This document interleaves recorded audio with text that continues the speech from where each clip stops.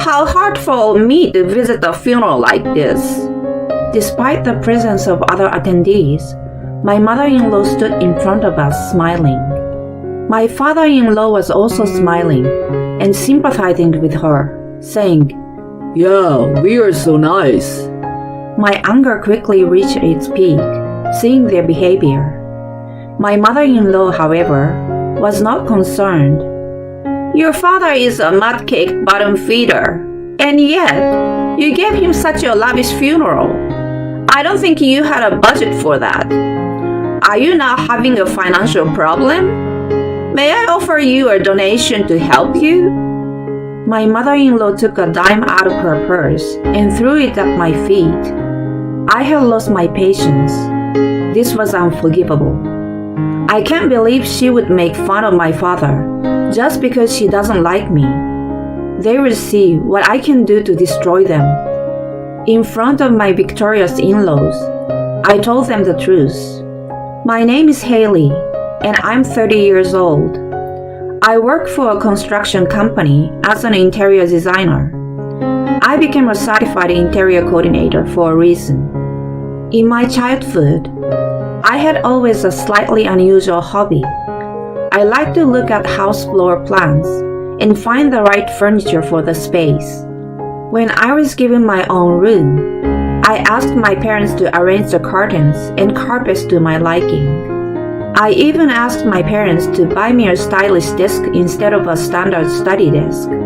I was that strict about the space in my room. Looking back, I think it was my father's influence. The construction company I work for was originally started by my father.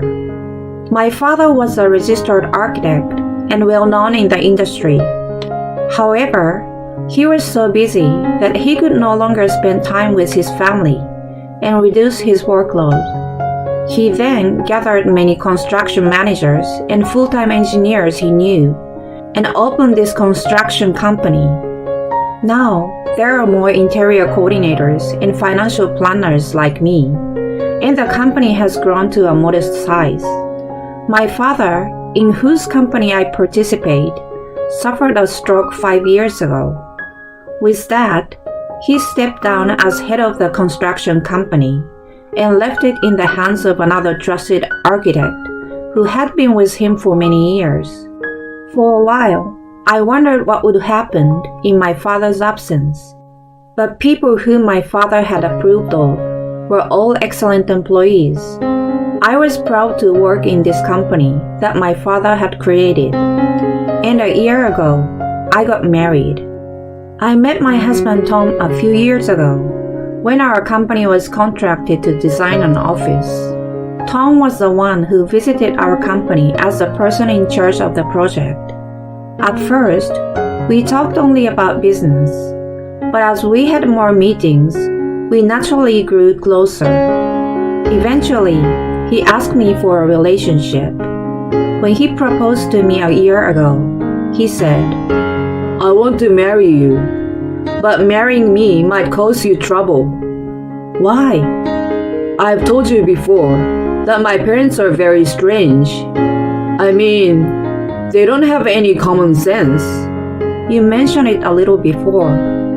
"I have minimum contact with them, and I'm not considering moving in with them at all, but I'm afraid that I might cause you some problems in the future."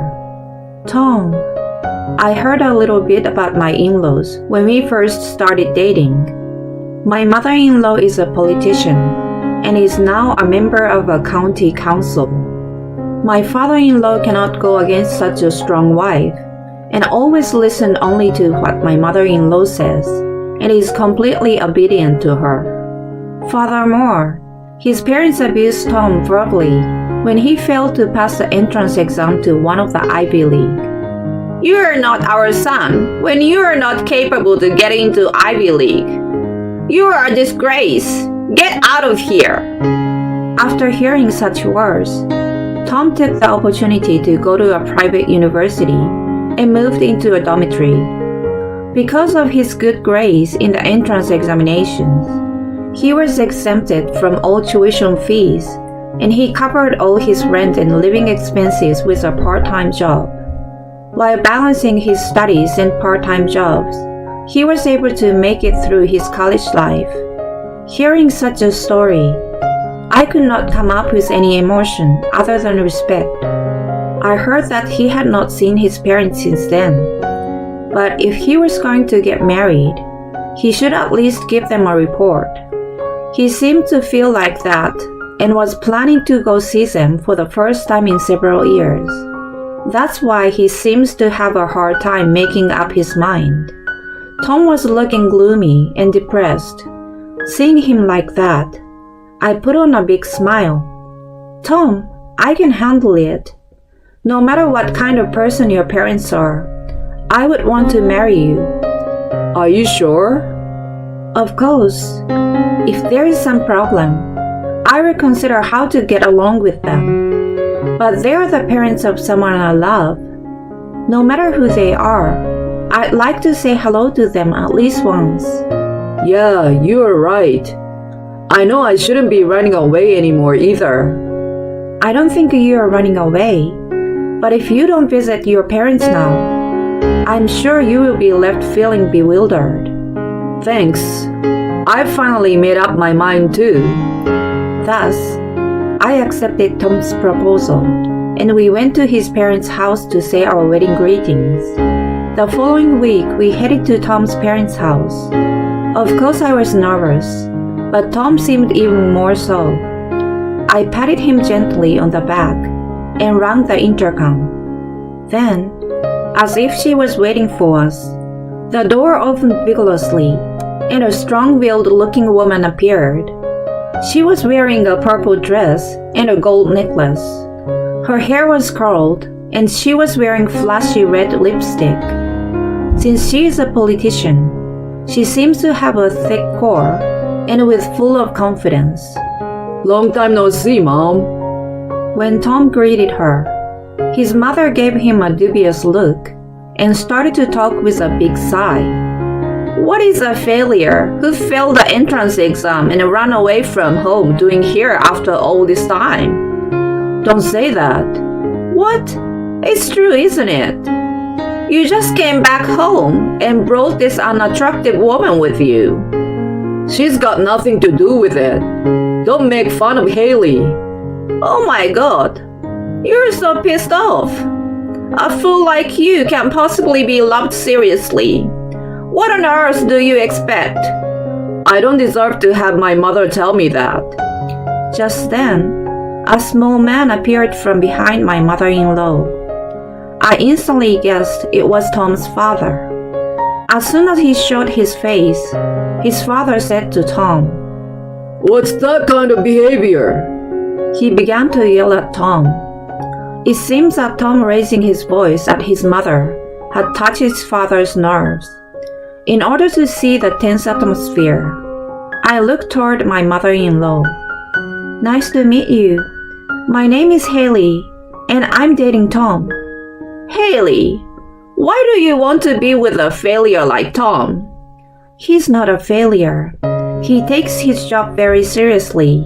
And, by the way, what do your parents do? Are they politicians like me? Or are they big shots somewhere?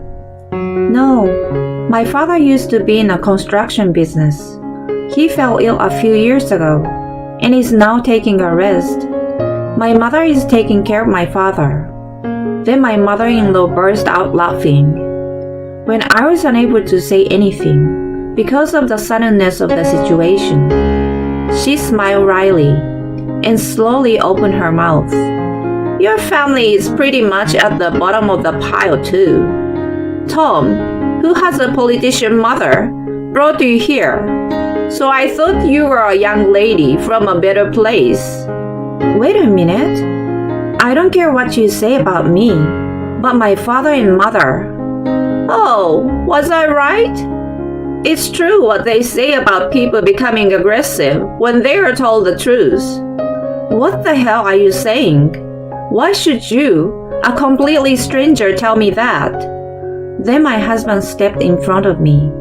Stop it already, he shouted at his mother. And now my father-in-law glared at us.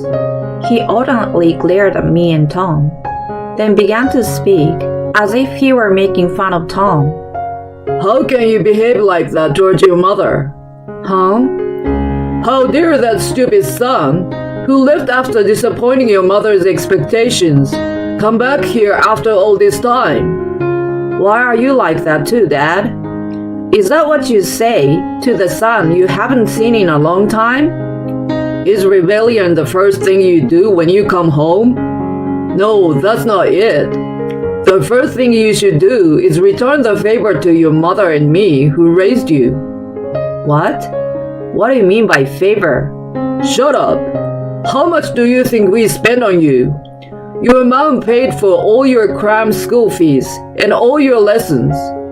Are you screwed that up? Well, that's not the topic right now. If you're going to show up at our house, you better come prepared with the right kind of money. We don't want the lousy snacks you brought here today. No, get the hell out of here.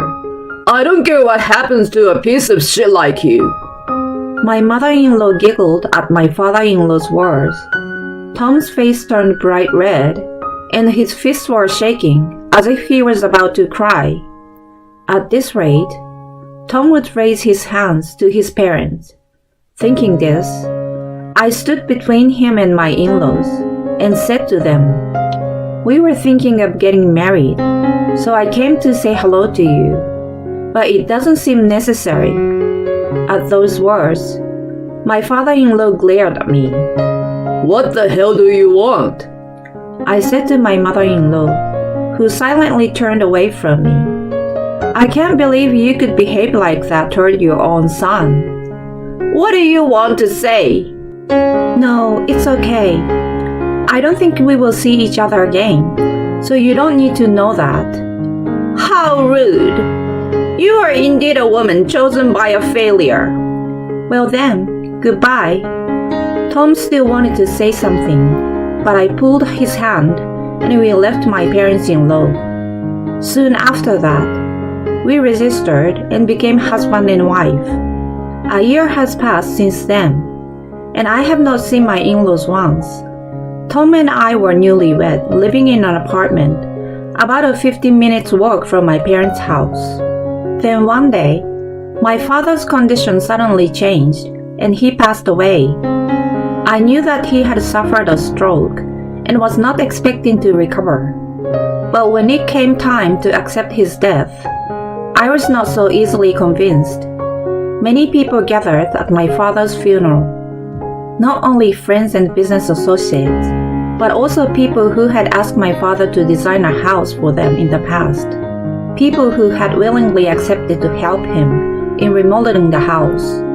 Many people wept as my father's death brought tears to their eyes, and I too felt a surge of sadness. I was greeting the attendees with my mother and Tom, but then a certain people appeared. Why are you here? It was my parents-in-law. My mother-in-law was dressed in a white suit, and my father-in-law was in denim and a hoodie, both dressed inappropriately for the occasion. The appearance of the two caused a commotion around us, and all eyes turned to my parents-in-law. While my mother and I were speechless, my husband asked my mother-in-law in a trembling voice, What are you doing here? What's with the way you talk? I heard it from an acquaintance that you live around here and that your wife's father had just recently died. So why are you here? For God's sake, stay out of Haley's family. You really shouldn't be stupid. I came all the way over here, and you didn't even say thank me for that. My mother-in-law stood in front of me, and my mother smiling. It's really hard for me to show up at the funeral like this. Hey, don't you think so? I believe your father was in construction or something, right? Judging from your simple face and poor appearance, I'd say he was a construction worker or something. Why are you talking like this? Oh, was I right again? It's true that poor people tend to get angry so fast. My father-in-law was also smiling, and agreeing with her. My anger reached its peak seeing this. My mother burst into tears, and my husband's face turned bright red as he tried desperately to control his anger. As we stood there, my mother-in-law took this opportunity to continue. Your father is a mud-sliding bottom feeder, and yet you hold such a lavish funeral. I guess you will be in financial trouble. May I offer you a donation to help you? My mother-in-law took a dime out of her purse and threw it at my feet. The coin rolled with a clink-clink sound, and my mother-in-law stamped on it. My whole body was strained with a hatred I had never felt before. I could not forgive her. How could she make fun of my father just because she didn't like me? If this is what she wants, I will destroy her thoroughly. Gently suppressing my fist, which was about to involuntarily fly out to her, I quietly opened my mouth. You will regret this. What? I will say it again. If you don't apologize right now, you will definitely regret it. No, I won't regret it. An apology to a low-class person like you? That's absurd. I see. Well then, I will have to take back the plan of remodeling your office. My mother-in-law froze on the spot at my words. Apparently, she did not understand what I meant. So I brought several employees who work for the same company as me. Huh? At that moment, my mother-in-law's eyes widened and she asked me, Why are these people here? Isn't it obvious? They are important craftsmen of the construction company I work for. No, you are kidding, right? You work for that famous construction company? My father was a registered architect, and his construction company is well known in the industry. It is not inexpensive, but it has a reputation for providing high workmanship, and it undertakes not only the remodeling of the ordinary homes, but also the remodeling of companies and stores. And this mother-in-law is one of those who hired our construction company. She is a member of the state legislature and hired our construction company to renovate her office. Actually, I knew about this, but kept it a secret from my family because I thought it would make my husband uncomfortable. Apparently, my mother-in-law had selected the top engineers of our company. At each meeting, she offered high-class hospitality and talked for an hour about her expectation. If that was all, it was still good. But she also asked the young apprentice who followed her to the meetings for his contact information. Let's meet with only the two of us. I will pay you. She was so insistent. One of the craftsmen said he was wondering if he should refuse to sign a contract with her. Then, the young apprentice took out his phone and confronted Tom, my mother, and my mother-in-law with it. The mother-in-law, whose misdeeds had been exposed, turned pale as she looked at it. No, this is bullshit. Bullshit? It's all true. I took this opportunity to tell her the truth. It seems that as a high-profile politician, you wanted to create a very glamorous office. Our company cannot be responsible for it. It's annoying to say the least. Wait a minute, Haley. I didn't know. I didn't know your father was a famous architect. You used to make fun of him just because he was in the construction business, saying he was a bottom feeder. How's that now? How does it feel to be cut off from a contract by someone you disrespected?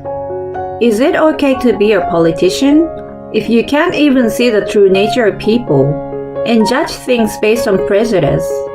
Then, the person in charge of our company appeared on the scene.